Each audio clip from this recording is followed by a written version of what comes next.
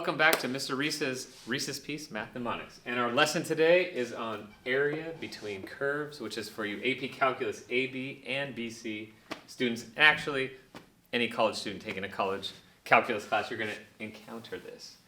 So what area between curves is, you're going to have two different functions. I mean, they could be a curve, they could be straight lines, but usually they're curved.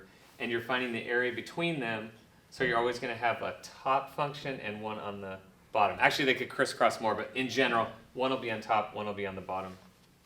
And the formula is supposed to be, you integrate the top function minus the bottom one, and when you put this in for this general, f of x is on top, so it's f of x minus g of x, and then you integrate from a to b. You always go left to right on the x-axis, so the smaller number and the bigger one, smaller number, bigger one. So the memory device for this is, because you need to remember specifically that it's top function minus the bottom one, we're going to use the song A.B.C. So here we go. A.B.C, easy as 1, 2, 3.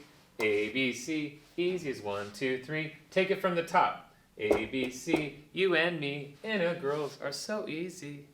So the memory device, area between curves, when I say take it from the top, that means start over, repeat. So we're going to take this from the top minus the bottom, and that is what you need to know. So it's the top function minus the bottom one, and then you set it up. We are going to go through two examples, and oftentimes on the AP Calculus exam, they will even just say set up, but do not evaluate a definite integral, which is saving you time. So we just have to set it up, and that's what we're going to do today. We're not going to spend a lot of time evaluating it. So here's what's going on. We have two different equations. Sometimes they give it to you as y equals, sometimes f of x, but this one's y equals x squared minus 2, and then y equals 2.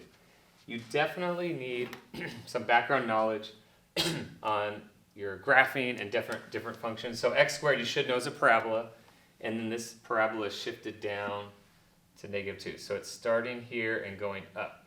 Before I do that though, I want to find the intersection points of these two graphs so I know where they're going to be crossing. So to find intersection points, you just set the two functions equal to each other. So this equal to this, and then do a little bit of algebra. I'm going to add 2 to both sides, so I have x squared equals 4, and then we can take the square root of each side, and you get two solutions when you're solving, taking the square root, plus or minus, and the square root of 4 is 2.